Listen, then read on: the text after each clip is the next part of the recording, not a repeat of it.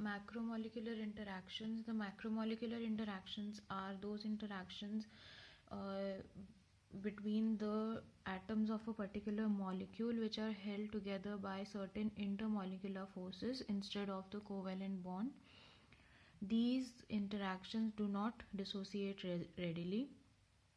However, the strongest bond in biochemical is covalent bond. If we talk about a typical carbon-carbon atom covalent bond, its bond length is 1.54 angstrom, and the bond energy of a carbon-carbon atom covalent bond is 85 kilocalories per mole.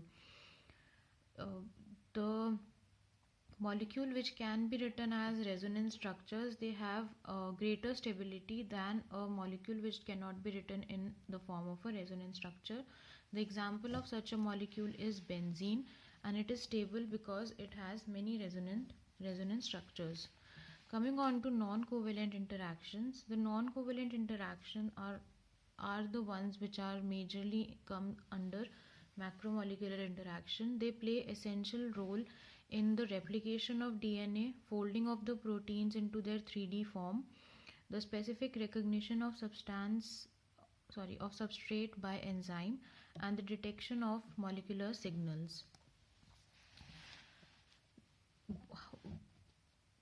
Every biological process or structure, they depend on the interplay of non-covalent interaction as well as the covalent bonds, and there are many kinds of non-covalent interaction, and they differ from each other in the geometry, strength, and specificity. Various kinds of non-covalent interactions are as follows. The first one is the electrostatic interaction. Electrostatic interaction is basically the interaction which is based upon the electric charges of an atom, and the energy of these kind of interactions are provided by the Coulomb's law, which is basically E is equal to K Q1 Q2 by dr square, wherein the E is the energy of the bond, K is the proportionality constant, Q1 and Q2 are the respective charges on the two atoms, R square is the square of the distance between those two atoms, and D is the dielectric constant. The dielectric constant basically accounts for the effect of intervening medium. The unit of energy is kilocalories per mole. Next, we come on to the ionic interactions. The ionic interactions involve the attraction of ions with full permanent charges of opposite sign, basically between positive and negative ions. The ionic interactions are harder to break than the covalent bond. The reason behind this is that there is strong electrostatic interaction between those two oppositely charged ions. For example of an ionic molecule is NaF. This NaF includes interaction between the positively charged sodium ion and the negatively charged fluoride ion. The ionic interactions are strong, but they are easily ionizable, or they can be easily broken down when they are added into water or dissolved in water or any other polar solvent. When they are dissolved in water, they ionize to form their individual ions, that is positive and negative ion. The positive ion is called cation and the negative ion is called anion. This ionic interactions are also seen in molecules with a localized charge on a particular atom. For example, the full negative charge associated with ethoxide, which is basically a conjugate base of ethanol, is most commonly accompanied by the positive charge of an alkali metal salt such as sodium cation. Next, coming on to the hydrogen bonding, or we can also call them as hydrogen bonds. Hydrogen bonds are relatively weak interaction if we compare them with electrostatic or ionic bonds. The hydrogen bond is a specific type of interaction which involves attraction between a partial positive hydrogen atom and a highly electronegative atom which may be attached to the hydrogen atom and dissolved in further similar molecules. Hydrogen atom is partially shared between relatively electronegative atoms. So in a hydrogen bond, the hydrogen atom is shared partially between two relatively electronegative atoms, and in this kind of bonding there is one atom which acts as a hydrogen bond donor and the other one acts as a hydrogen bond acceptor. The hydrogen bond donor is the group that includes both atoms to which the hydrogen is more tightly bound and linked, and the hydrogen atom itself is within that molecule, while the hydrogen bond acceptor is that atom to which the hydrogen is slightly linked, not tightly linked. So if we talk about the hydrogen bond, basically they are fundamentally electrostatic interaction only, because there is a partial positive and a partial negative charge on the two atoms. Let's say for these examples, NH, the bond between NH is the strong bond. Here the N atom is hydrogen bond donor, and the other nitrogen atom from other molecule is the hydrogen bond acceptor. The dotted line shows the hydrogen bond between this one first molecule and the electronegative atom of the second molecule. So in all these examples we can see the electronegative molecule have a partial negative charge, and the hydrogen on this electronegative elements have partial positive charge. So all these are hydrogen bond donors and these ones are hydrogen bond acceptors. The electronegative atom to which the hydrogen atom is covalently linked, it pulls the electron density away from hydrogen and it develops a partial positive charge on hydrogen atom. Since these electronegative atoms, they pull the electron density from hydrogen to themselves, they develop a partial negative charge while a partial positive charge develops on the hydrogen atom. This hydrogen atom in turn interacts with the other atoms having a partial negative charge via the electrostatic interactions. The hydrogen bonds are quite weaker than the covalent bond, but they are classified as strong non-covalent interactions, and also hydrogen bonds are slightly longer than the covalent bonds. The reason why water is a universal solvent is because of hydrogen bonding only, and because of hydrogen bonding the water is liquid at room temperature. The strongest hydrogen bonds have a tendency to be straight. The hydrogen bond donor, the hydrogen bond and the hydrogen bond donor, the hydrogen atom and the hydrogen bond acceptor lie along a straight line. In a strong hydrogen bond, both these hydrogen bond donor as well as the hydrogen bond acceptor, they lie along a straight line with hydrogen atom. Van der Waals forces. The principle behind Van der Waals forces is based on the fact that the distribution of electronic charge around an atom changes with time. The charge distribution of an atom at any instant is not perfectly symmetric, so there's a transient asymmetry in the distribution of electronic charges around an atom, and this transient asymmetry induces a complementary asymmetry in the electronic distribution around its neighboring atom. Due to the development of this asymmetry, there's a attraction that results between the two atoms and they come closer until they are separated by Van der Waals contact distance. So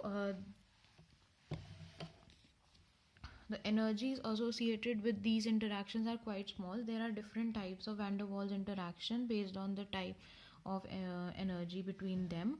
So the first one is the dipole-dipole interaction, the second is the dipole-induced dipole interaction, the third is induced dipole interaction. So first, coming on to the dipole-dipole interaction. The dipole-dipole interaction is between two permanent dipoles. These molecules tend to align the molecule to increase attraction these dipole-dipole interaction are associated with electronegative atoms like oxygen, nitrogen, sulfur, fluorine, etc. Let's say for example acetone molecule. The acetone molecule has a net dipole associated with the carbonyl molecule within this acetone. तो जो carbonyl molecule है acetone molecule के अंदर, it has an oxygen which is more electronegative than the carbon atom.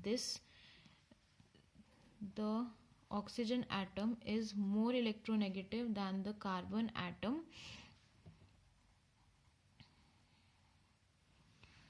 In this carbonyl group, the electrons are more closer to the oxygen than to the carbon atom, thereby creating a partial negative charge on oxygen and a partial positive charge on the carbon atom.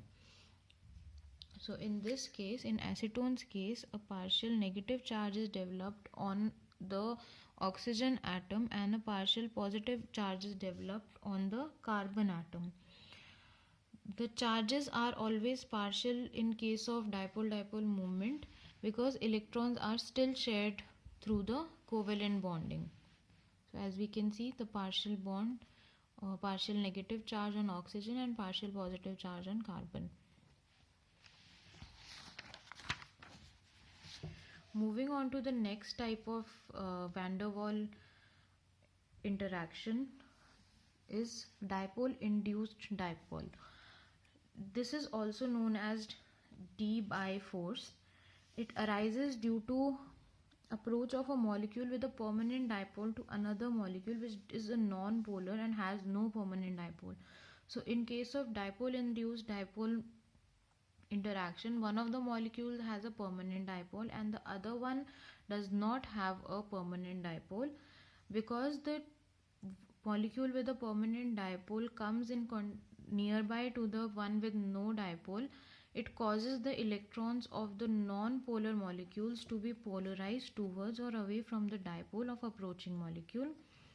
So the dipole causes the interaction between the electrons from the other molecule. So the interaction may be attraction or repulsion. Whether repulsion occurs or attraction occurs, it depends on the orientation of incoming dipole. Whatever is the orientation of the incoming dipole will determine whether the attraction will take place or repulsion will take place between those two atoms. And the atoms which have large atomic radii, they are more polarizable by this dipole-induced dipole interaction. The third kind of van der Waal interaction is the induced dipole interaction. This is also known as London dispersion interaction, and this kind of interaction is present between all the molecules. And induced dipole interaction is caused by the temporary repulsion of electrons away from the electron of neighboring molecules. When the electron of a particular molecule repel away from a neighboring molecule, this interaction develops, due to which a partial positive and a partial negative dipole develops on two neighboring molecules. Let's take for an example hexane.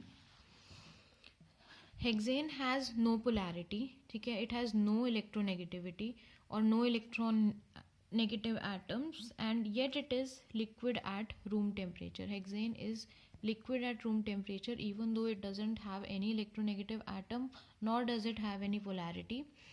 The reason why it is liquid at room temperature is due to London dispersion forces. When one molecule of hexane approaches another, a temporary weak partially negative dipole develops on the incoming the partially negative dipole which is already there in the incoming hexane polarizes the electron cloud of another, causing the partial positive dipole to develop on that particular molecule. The induced dipole interactions are weak and short-lived, and they are responsible for the fact why certain non-polar molecules are liquid at room temperature. So next kind of interaction after van der Waal interaction is the hydrophobic interaction. They are also called hydrophobic effect. It is the observed tendency of non-polar substances to aggregate in aqueous solution and exclude the water molecule. So the non-polar substances within the aqueous solution, they aggregate together due to these hydrophobic interaction, and they exclude the water molecules. Hydrophobic effect occurs because the interaction between the hydrophobic molecules enables the displaced water molecules to make hydrogen bond more freely with each other, and increases the number of hydrogen bonds they are involved with, thereby increasing the overall energy. So the hydrophobic interaction are responsible for the separation of a mixture of oil and water into its two components. The reason why oil and water do not mix is due to the hydrophobic interaction. They're also responsible for stability and fusion of cell membranes and vesicles. Hydrophobic interaction are important factors which drive the protein folding and insertion of membrane proteins into the non-polar lipid environment. Hydrophobic interactions also contribute to the stability of the protein small molecules associations. The proteins which are associated with small molecules is the stability of these kind of association is due to hydrophobic interaction. The next kind and final kind of bonding is covalent bonding. We also call it molecular bonding, and it's a type of interaction which involves the sharing of electron pair between two atoms or two or more atoms, and the number of electron pairs shared between the atom gives the number of covalent bonds. If one pair is shared, the bond is single bond. If two pairs is pair of electron is shared, then it's a double bond, and the three pair of electron sharing gives rise to a triple bond. The stable balance of attractive and repulsive forces between atoms when they share electron is known as covalent bonding. For example, in H2 molecule, the hydrogen atom shares two electrons via covalent bonding, and covalency is greatest between the atoms of similar electronegativity, because then equal sharing of electron occurs. And covalent bonding doesn't necessarily require that two atoms of same elements be there, only that they be of comparable electronegativity. So for a covalent bond to form, comparable electronegativity is required. It does not mean that they have to be of the same element.